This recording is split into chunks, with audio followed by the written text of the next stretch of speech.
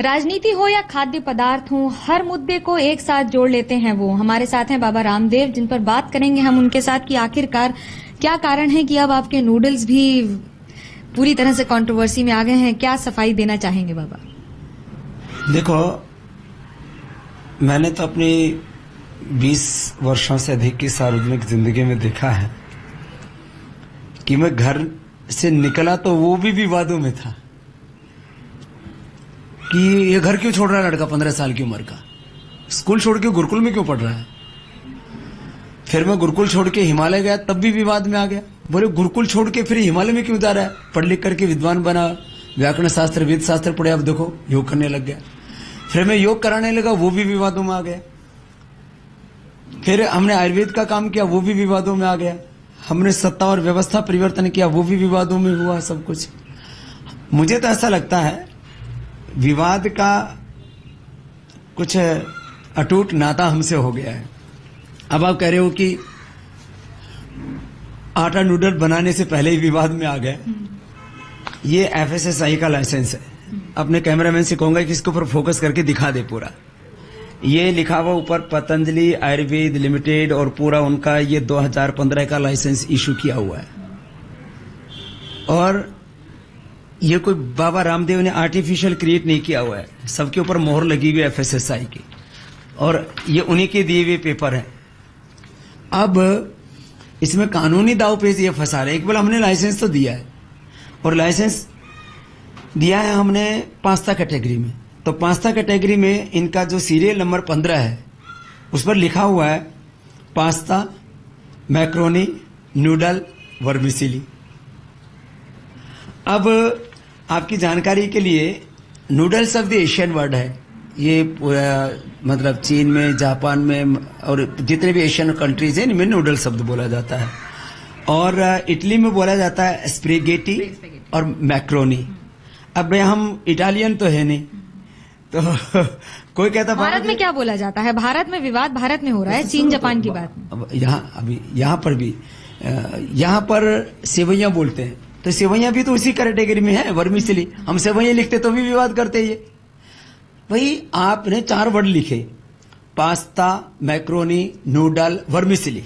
तो बाबा अभी एक बात, हमको इन्होंने बेचने का लाइसेंस, जिन यूनिट्स में हम बना रहे हैं उनको बनाने का लाइसेंस, विवाद कहां से आ गया? अभी कोई कह रहा है नोटिस भेजा है। भैया नोटिस भेजा तो नोटिस का जवाब भी दे देंगे, और हम इसमें कतई परेशान नहीं है। हम तो जो है ये देखते हैं कि जिन चीजों में विवाद होता है, लोग तो जानबूझ के विवाद क्रिएट करते हैं। मैंने सुना है फिल्म जो बनाने वाले लोग हैं या सीरियल वाले लोग हैं, वो उनमें जानबूझ के विवाद क्रिएट करते हैं। मैंने ये भी सुना है कि जो एक वो बिग बॉस का हाउस होता है उसमें भी कंट्रोवर्सी जानबूझ के क्रिएट करते हैं। योग कराने वाले भी ऐसा करते हैं। हमने कभी भी प्री प्लान्ड योजनाबद्ध तरीके से हमने कोई कंट्रोवर्सी नहीं की। आप देखो हमारे ऊपर जितने भी आज तक कंट्रोवर्सीज हुई वो हमारे विरोधी लोगों ने की, और अभी जो हुआ, अभी मुझे ऐसा लगता है जो हुआ, इसकी तह में तो मैं बाद में जाऊंगा, लेकिन अब आपके वो विरोधी कौन है जो इसको कर रहे हैं? क्योंकि मैगी एक तरफ से बंद हुआ, दूसरी तरफ से आपके नूडल्स ने जोर पकड़ लिया, तो विरोधी अब कौन हुए? अच्छा देखो, पहले लोग बोलते थे गवर्नमेंट ने मैगी को इसलिए बैन किया कि बाबा को प्रमोट करना चाहते थे। अब बाबा के ऊपर जब एफएसएसआई का डंडा चला है तो फिर ये भी गवर्नमेंट ने जानबूझ के किया है। इसमें गवर्नमेंट का कोई रोल नहीं है। इसमें मैं समझता हूं एफएसएसआई का भी कोई रोल नहीं है। लगता है कोई मिस इन्फॉर्मेशन एफएसएसआई के अधिकारियों को मिल गया कि इनके पास में कोई लाइसेंस ही नहीं है। पहले तो ये बोल दिया गया, आपने सुना है खुद, कि इनको स्टेट लाइसेंस है, अब ये सेंट्रल का लाइसेंस है। फिर अब बात शब्दों में उलझ रही है कि नूडल क्या है, इंस्टेंट नूडल क्या है, और बाकी चीजें क्या हैं। इसमें मैं बहुत विनम्रता से एक बात और भी कहना चाहता हूं कि अभी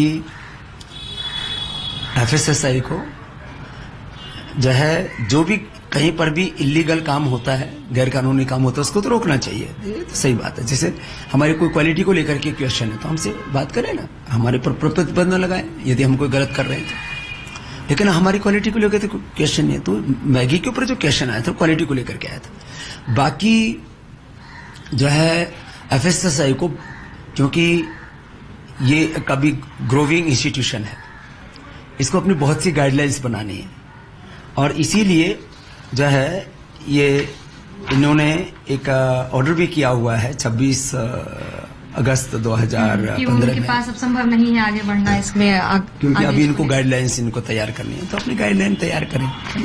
हमारी उनके लिए प्रार्थना है कि वो अपनी पूरी ऊर्जा अपनी गाइडलाइंस को तैयार करने में लगाएं और अभी तक की जो उनकी गाइडलाइंस है हम उनको पूरी तरह से फॉलो कर रहे हैं।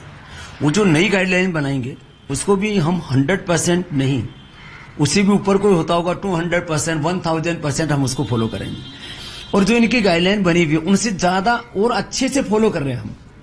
मीन्स उनकी जो गाइडलाइंस में ये तो नहीं लिखा हुआ है कि आप कौन सा तेल यूज करेंगे, वो तो कहते कोई भी तेल यूज करो। उनकी गाइडलाइन में तो ये नहीं लिखा हुआ है कि आप मैदा से बनाएंगे कि आप जो है इसको आटे से बनाएंगे।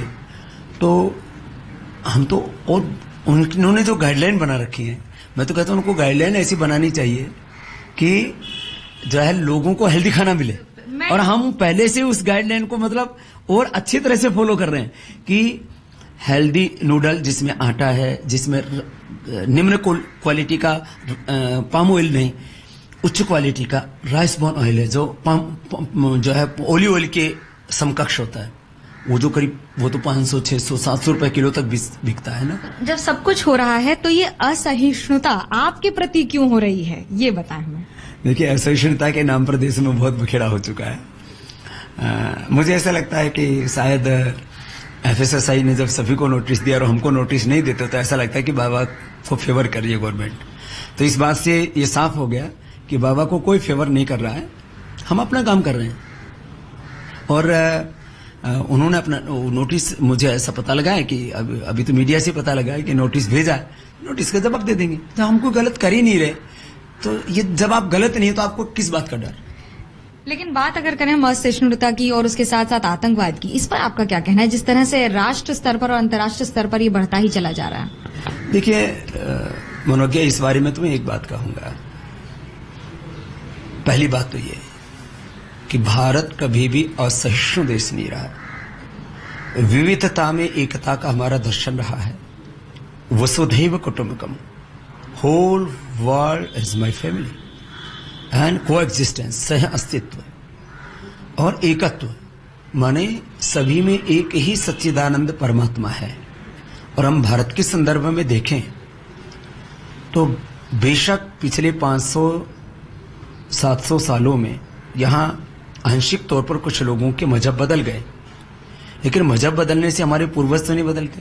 हिंदुस्तान में जो हिंदू हैं, सिख हैं, ईसाई हैं, मुसलमान हैं, जैन हैं, बौद्ध हैं, उन सब के पुरखे एक हैं। हमारे पूर्वज एक हैं, हमारा खून एक है, हमारा खानदान एक है, हमारा देश एक है और हमारी संस्कृति सभ्यता भी एक है। ये जो मजहब मतलब एक बहुत छोटी सी चीज होती है जिसमें खाली पूजा पाठ के तरीके बदल जाते हैं। मजहब बदलने से हमारा खून, हमारा खानदान, हमारे पूर्वज, हमारा देश, हमारी संस्कृति, हमारी सभ्यता, हमारा इतिहास नहीं बदल सकता। तो हम एक हैं। एक बात, अब इसके नाम पर कुछ लोग झगड़ा कराना चाहते हैं। तो भारत में असहिष्णुता पहली बात तो कभी रही नहीं। दूसरी बात, आपस में लड़ाई झगड़ा तो हिंदू से भी तो लड़ता है, मुसलमान से भी लड़ता है, भाई भाई से लड़ता है, खून खराबा होता है। तो खून खराबा होने का के पीछे की जो मंशा है वो विचारों की दरिद्रता है। और एक बात और कहना चाहता हूं, यह हमारा आंतरिक प्रश्न है। कौन सा ऐसा देश है दुनिया में जहां आंतरिक समस्या ही नहीं है? यह आंतरिक चुनौती है, यह हमारा इंटरनल चैलेंज है। और जो अंदर के वायलेंस भी होते हैं, बहुत तरह के झगड़े होते हैं अपने देश के, हम उनको कभी भी विश्वस्त मंच पर नहीं रखते। आज कुछ कलाकार, कुछ नेता, कुछ अभिनेता और कुछ तथाकथित बुद्धिजीवी, मैं उनको तथाकथित बुद्धिजीवी इसलिए बोल रहा हूं कि कुछ बुद्धिजीवी ऐसे हैं कि कम्युनिस्टों की और कांग्रेस की खुशामद करके पुरस्कार पाया, फिर उन्हीं पार्टियों को अपने आकाओं को खुश करने के लिए, पहले खुशामद करके पाया, फिर उन्हीं पार्टियों को और अपने आकाओं को खुश करने के लिए वापस लौटा रहे हैं।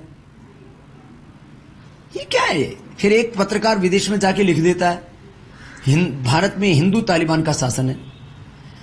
हमने अपने लीडरशिप को, ये एक लोकतांत्रिक प्रक्रिया से देश का प्रधानमंत्री चुना जाता है, उसमें हमने मजहब का कलर क्यों डाला भाई? जब इस देश के आदरणीय कलाम साहब राष्ट्रपति थे तब तो हमने कभी नहीं कहा कि इस देश का मुसलमान राष्ट्रपति कैसे बन गया। जब सोनिया गांधी से हिंदुस्तान को चला रही थी तब हमने नहीं कहा कि जो है एक इटली की औरत जो ईसाई है, घोर कैथोलिक है, वो हिंदुस्तान को क्यों चला रही है। हमने जब मनमोहन सिंह जी थे तब तो नहीं कहा कि एक सिख जो बहुत थोड़ी सी आबादी है इस हिंदुस्तान में, वो कैसे हिंदुस्तान का प्रधानमंत्री हो सकता है।